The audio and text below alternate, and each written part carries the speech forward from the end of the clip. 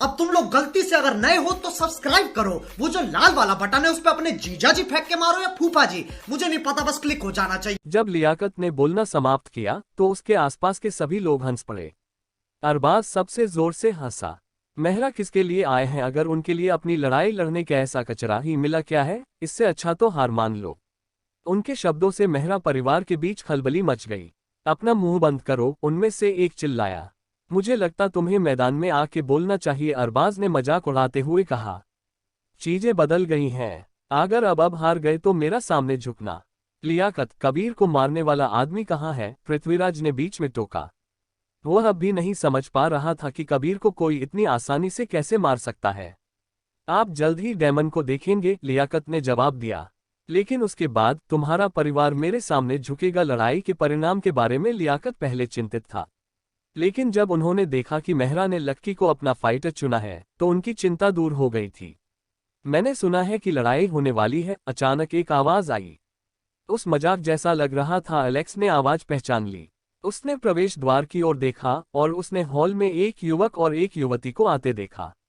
उस आदमी ने एक महंगी जैकेट पहन रखी थी जो नीले और सोने में झिलमिला रही थी, और उसने सोने के रंग के जूते पहने थे। वह रनवे पर एक मॉडल की तरह फाइटिंग रिंग की ओर आया। युवती सिर नीचा किए उसके बगल में चली गई। वह सीधे फर्श की ओर देख रही थी और उसके हाथ उसकी जेब में थे। वह अपने परिवेश में पूरी तरह से उदासीन दिख रही थी। जब वे करीब आए तो एलेक्स को एहसास हुआ कि वे जस्टिन और नेली थे। नेली अब आधिकारिक रूप से एम्ब्रोस परिवार की सदस्य थी। हालांकि पूरे एम्ब्रोस परिवार ने उन्हें अपने में से एक के रूप में गले लगा लिया था, लेकिन उन्होंने जोर देकर कहा था कि वह पारिवारिक व्यवसाय का हिस्सा नहीं बनना चाहती हैं। लिंकन ने उसके फैसले को स्वीकार कर लिया था और उससे कहा था कि वह जैसा चाहे वैसा कर सकती है, लेकिन वह अभी भी नाखुश थी। मैंने सुना है कि लड़ाई होने वाली है, अचानक एक आवाज आई। मचकिया आवाज में उसने कहा। लक्की ने आवाज पहचान ली। उसने एंट्री गेट की ओर देखा और उसने हॉल में एक युवक और एक युवती को आते देखा। उस आदमी ने एक महंगी जैकेट पहन रखी थी जो नीले और सोने में झिलमिला रही थी, और उसने सोने के रंग के जूते पहने थे। वह यह पर एक मॉडल की तरह फाइटिंग देखने आया था। युवती सिर नीचा किए उसके बगल में चल रही थी। वह सीधे फर्श की ओर देख रही थी और उसके हाथ उसकी जेब में थे। वह अपने शहरी पूरी तरह से उदास दिख रही थी। जब वे करीब आए तो लक्की को एहसास हुआ कि वे निशांत और कुमारी थे। कुमारी अब आधिकारिक रूप से अग्रवाल परिवार की सदस्य थी। हालांकि पूरे अग्रवाल परिवार ने उसे अपना लिया था और सब उसे अपने में से ही एक समझते थे, लेकिन कुमारी ने उनसे कहा दिया था कि वह परिवार के बिजनेस का हिस्सा नहीं बनना चाहती हैं। शिवराज ने भी उसके फैसले को स्वीकार कर लिया था और उससे कहा था कि वह जैसा चाहे वैसा कर सकती है, लेकिन वह अभी भी नाखुश थी। वह बिल्कुल अलग व्यक्ति की तरह हो गई थी। जहां पहले वह अपने मन की बात कहने में बेफिक्र और निर्भीक थी, वहीं अब वह शांत और उदास थी। उसके पिता राजीव ने निशांत से उसके साथ समय बिताने और उसे खुश करने की कोशिश करने के लिए कहा था। निशांत उससे प्यार करने लगा था और वह उसे अपने सभी पसंदीदा हैंगआउट दिखता था। जितनी भी जगहों के बारे में सोच सकता था उसे वो वहां ले गया था। उसने उसे सबसे अच्छा खाना और एंटरटेनमेंट दिया जो उसे मिल सकता था, लेकिन कुछ भी काम नहीं आया। अंत में उसने मेहरा और राउफ परिवार के बीच बड़ी लड़ाई के बारे में सुना था। उसने सोचा कि यह बहुत रोमांचक लग रहा था, इसलिए वह उसे देखने के लिए ले आया था। जैसे ही वे हॉल में आगे बढ़े, निशांत ने उनकी प्रतिक्रिया जानने की कोशिश करने के लिए इधर उधर देखा। उसे उम्मीद थी कि आखिरकार उसे कुछ ऐसा मिल गया है जिससे उसे खुशी हुई है, लेकिन जब उसने कुमारी तरफ देखा तो वह जा चुकी थी। वह कमरे के एक आदमी की ओर आगे भाग गई थी। जब वे दोनों गले मिले तो कुमारी रोने लगी। नेक्स्ट एपिसोड के लिए डिस्क्रिप्शन में दिए गए लिंक से हमारे टेलीग्राम चैनल को ज्वाइन कर लीजिए। निशांत ने उत्सुकता से अपना सिर झुका लिया, सोच रहा था कि क्या हो रहा है। लेकिन जैसे ही वह थोड़ा और करीब आया, उसने देखा कि वह आदमी जिसके पास वह दौड़ी थी लक्की था।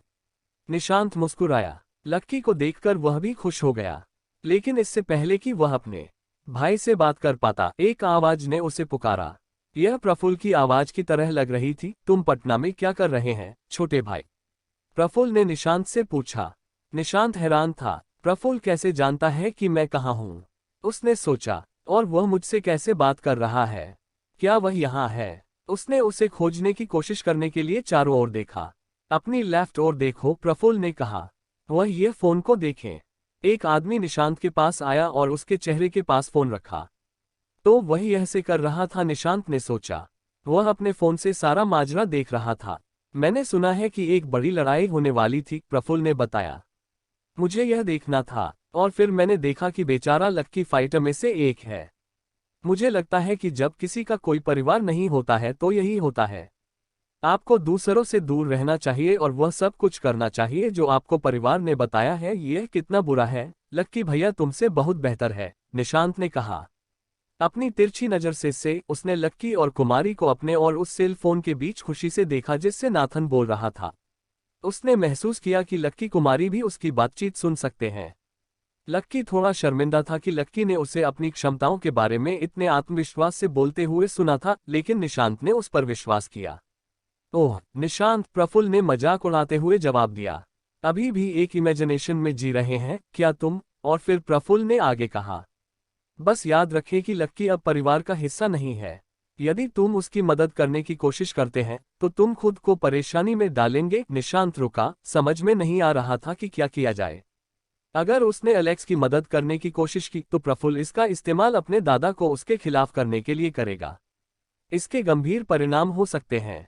लक्की को मेरी मदद की जरूरत नहीं है, उसने आखिरकार अपनी छाती फुलाते हुए कहा। वह वैसे भी जीत जाएगा, प्रफुल्ल हंसा। जैसा मैंने कहा, तुम एक इमेजिनेशन में जी रहे हैं। क्या तुम जानते हैं कि वह किससे लड़ने वाला है? मैं तुम्हें बताता हूँ। उसका अपोनेंट डेमन किलर है। वह पटना गैंग का मेंबर है और उसे आज तक कोई भी हारा नहीं पाया है। अभी हाल ही में उसने कबीर को आसानी से मार डाला। तुम्हें क्या लगता है कि वह भिखारी लक्ष्मण के साथ क्या करेगा? प्रफुल्ल के शब्दों ने निशांत और कुमारी को बहुत डरा दिया था। निशांत ने लक्की को देखा। वह सोचने लगा था कि उसका भाई उससे हमेशा के लिए दूर हो सीता था।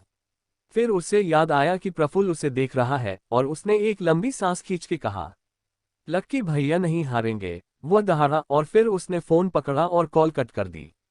कुमारी ने विनती करते हुए लक्की को देखा और उसका हाथ पकड़ लिया। वह उसे कमरे से बाहर खींच लेना चाहती थी और वहां उसके साथ जितनी दूर हो सके निकल जाना चाहती थी। मैं उसे ऐसा नहीं करने दे सकती, उसने सोचा। यह काफी खतरनाक है। निशांत ने उसे रोका। वह लक्की की सुरक्षा को लेकर उतना ही चिंतित था जितना कि वह थी, लेकिन उसे अब भी विश्वास था कि उसके पास एक मौका है। इसके अलावा वह उसे रोकने की कोशिश करने से बेहतर जानता था। सुनो कुमारी, उसने उससे कहा, वह छोड़ने वाला नहीं है। वह बहुत जिद्दी है। चलो बस बैठ जाओ और उसे दिखाओ कि हम उसका साथ है। मुझे पता है कि वह आराम से जीत सकता है। कुमारी ने निशांत पर शक किया। निशांत ने खुद को मुस्कुराने के लिए मजबूर किया और कहा, अपने बड़े भाई की बात सुनो। हाँ, चिंता मत करो कुमारी, लक्की ने कहा। मैं जीत जाऊंगा। कुमारी देख सकती थी कि निशांत सही था और वह शांत हो गई। उन्होंने पास में खाली कुर्सियां देखी और बैठ गए। कुमारी ने अपना चेहरा अपने हाथों में दबा लिया और रोने लगी। वह लक्की पर विश्वास करती थी, लेकिन डर असहनीय था। शबाना उनके पीछे बैठी थी। उसने पूरी बातचीत सुनी थी और वह गहराई से हिल गई थी। जितना मैंने पहले सोचा था उससे कहीं अधिक डर इस लड़ाई में है, उसने महसूस किया। पूरे शहर की शांति दांव पर लग सकती है। लक्की पहले ही रिंग में कदम रख चुके थे। उसकी बाईं ओर रेफरी खड़ा था, एक मोटा सा अधेड़ उम्र का आदमी जो एक रिटायर्ड फाइटर की तरह दिखता था। रिंग का दूसरा कोना खाली था। डेमन अभी तक नहीं आया था। दर्शक बेचैन हो उठे। नेक्स्ट एपिसोड के लिए डिस्क्रिप्शन में दिए गए लिंक से हमारे टेलीग्राम चैनल को ज्वाइन कर लीजिए।